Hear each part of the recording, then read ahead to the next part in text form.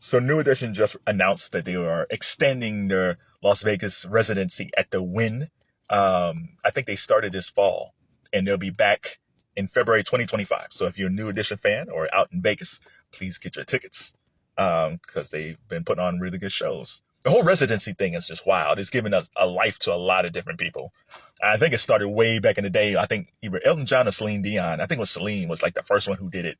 And then it just trickled down to R&B. Like Usher is just almost like he's back. I think Usher opened up a new roller rink out there in Vegas. He has Usher has a roller rink residency. So I think he opened up because he had these strings of these roller rinks across the country.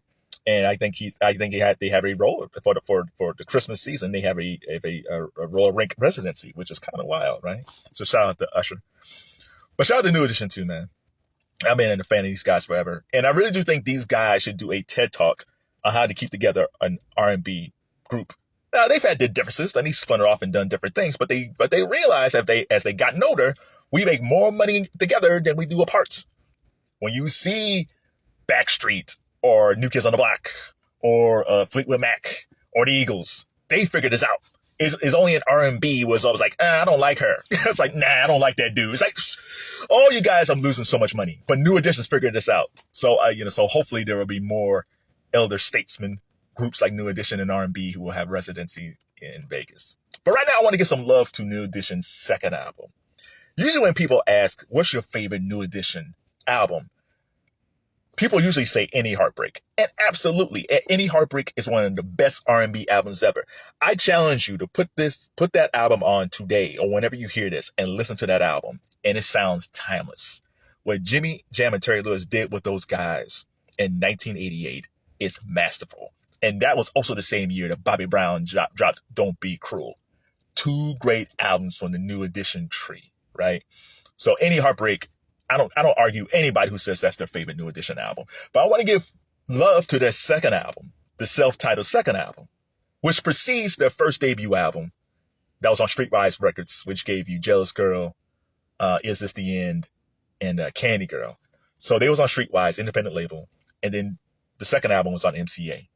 So on this album, you get Cool It Now, Mr. Telephone Man, My Secret, Lost in Love, and then Leaving You Again.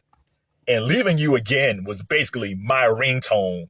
Like when Bow Wow and Ciara had had Like You out back in the day. And we used to be able to download ringtones into instrumentals. Oh my God. Oh, Leaving You Again is like one of the best, most underrated love songs ever. Just that beginning.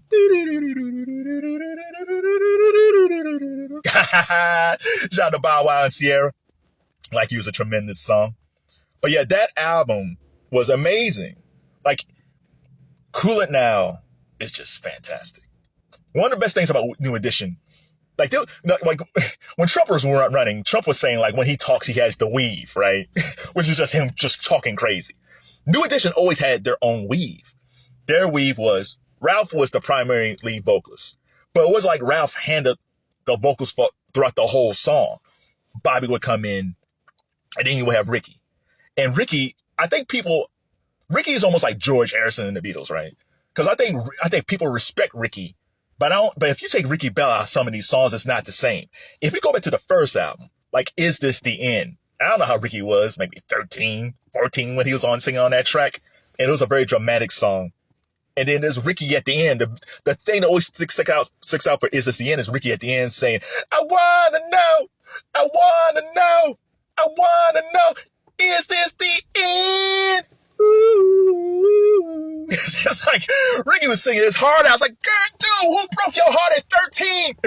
I gotta know. But that's the thing I miss about the younger R&B vocalists today. There's that soulful, there's that grit. Because I think back then, there was so many talent shows. Like New Edition, when they were separately, they was doing a ton of talent shows in Boston. And even when I was a kid, I remember there was a whole bunch of talent shows in Akron. Like that used to be a thing. I don't know anymore because I don't have any kids and, I'm not in that age group.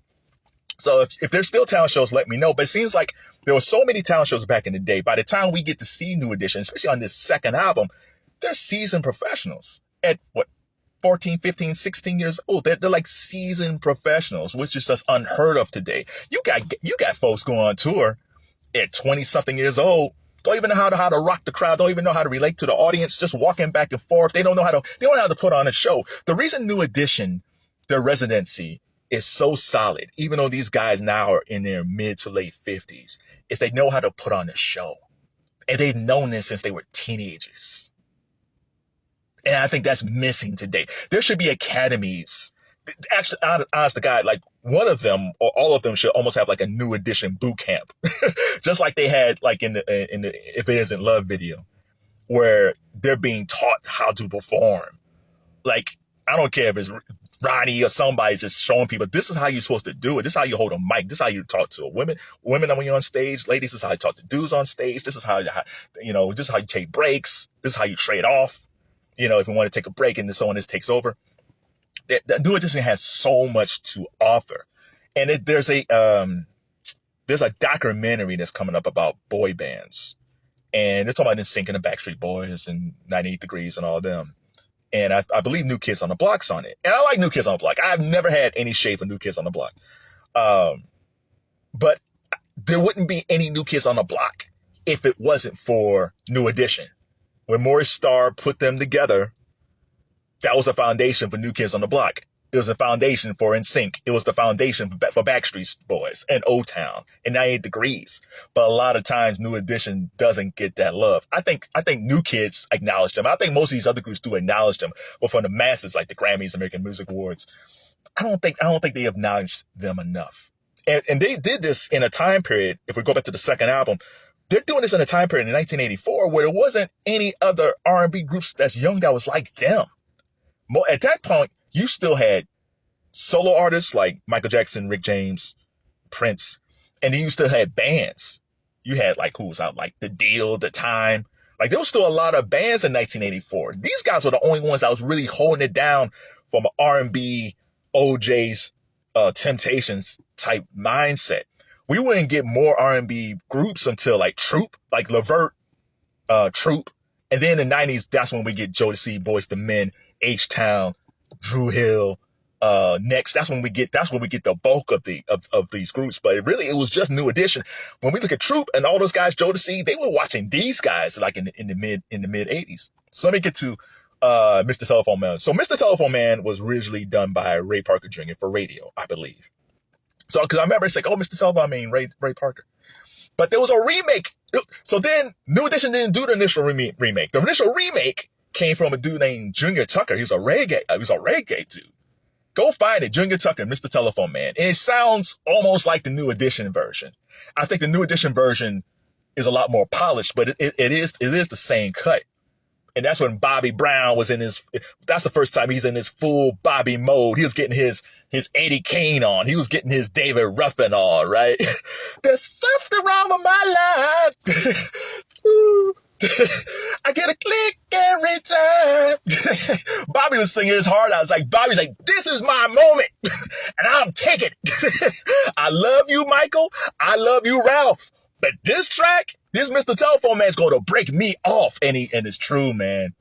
And it's true. And that became a problem when he was on tour because Bob went full Eddie Kane on of the 5 Heartbeats, man, just doing his own steps.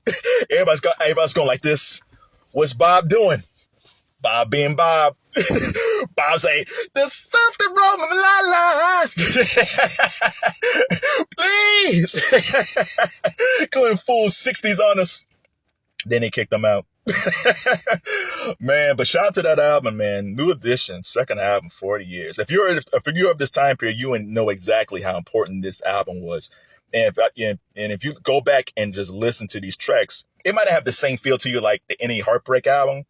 But just go back to when you were like 14, 15, 16 years old and just remember how you felt and when you listened to the radio and how you would get excited when you hear like Cool It Now or Lost in Love or Leaving You Again. Oh, so good. Shout out to New Edition. Go check out our residency in Vegas. They put on a good show.